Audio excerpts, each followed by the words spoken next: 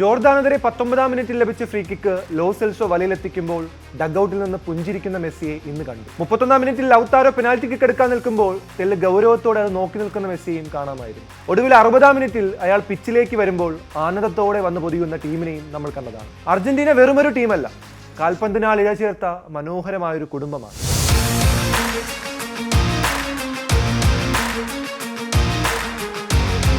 ജോർദാനെതിരെ Argentina squad പ്രഖ്യാപിച്ചപ്പോൾ വലിയ കൗതുകം തോന്നി. മെസ്സി ആദ്യ ലെവൽ ഇല്ലാത്തത് കൊണ്ടല്ല, അത് ഏറെക്കുറെ പ്രതീക്ഷിച്ചിരുന്നതുമാണ്. എന്നാൽ മെസ്സിക്കൊപ്പം പ്രധാനപ്പെട്ട താരങ്ങളായ De Paul, Mac Allister, Cuti Romero, Enzo, Lisandro Martinez എന്നിവരെല്ലാം ബെഞ്ചിലായിരുന്നു. പകരം Nico Paz, Giuliano Simeone, Palacios, Lo Celso എന്നിങ്ങനെ തികച്ചും പുതുമയുള്ള ഒരു സ്ക്വാഡ് കളത്തിലിറങ്ങും. അവർ ഓരോ തവണ പന്ത് തൊടുമ്പോഴും നീലക്കടലായ ഗാലറിയും ഡഗ്ഔട്ടിലെ സീനിയേഴ്സും അവർക്കായി ആർപ്പ് വിളിക്കും. അവരുടെ ഗോളിൽ ഹൃദയം കൊണ്ട് ചിരിക്കുന്നു, അവരുടെ മനസ്സ് വായിക്കുന്നു. അവർ ഒന്ന് പിറകിലായെന്ന് തോന്നുമ്പോൾ മടിക്കാതെ ഇറങ്ങി വന്ന് അവരെ മുന്നോട്ട് നയിക്കും. ലോകകപ്പ് പോലൊരു വേദിയിൽ പൊതുവേ കാണുന്ന ടീമുകളുടെ ഇക്വേഷനാൽ നയിക്കപ്പെടുന്ന ഒരു ടീമല്ല അർജന്റീന.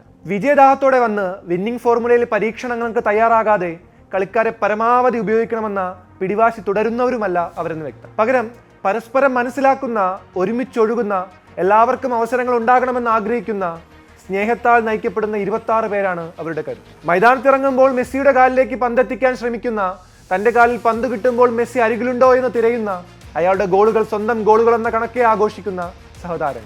മെസ്സിയാണ് അവരുടെ ആട്ടിടെ. ഒരാളും പരിഗണിക്കപ്പെടാതെ പോകുന്നില്ലല്ലോ എന്ന് ഉറപ്പുവരുത്തുന്ന, കൂടെയുള്ളവർക്ക് അസാധ്യമായ പൂട്ടുകൾ തുറന്നു കൊടുക്കുന്ന, അവരുടെ നേട്ടങ്ങളിൽ ആദ്യം ആനന്ദിക്കുന്ന, മൈതാനത്ത് മറ്റാരും കാണാത്ത ഇടങ്ങളിലേക്ക് അവരെ തെളിക്കുന്ന നല്ലിടയൻ.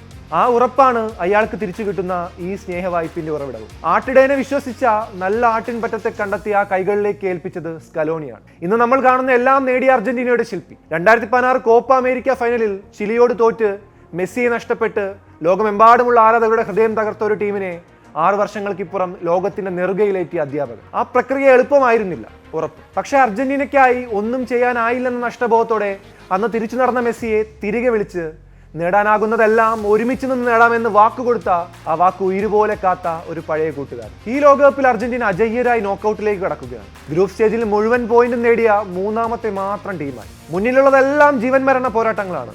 നിലനിർത്തേണ്ട കിരീടവുമുണ്ട് കയ്യിൽ. ജയമായാലും തോൽവിയായാലും അവർ ഒരുമിച്ചുണ്ടാകുമെന്നുറപ്പ്. സ്വച്ഛമായി അവരൊഴുകും.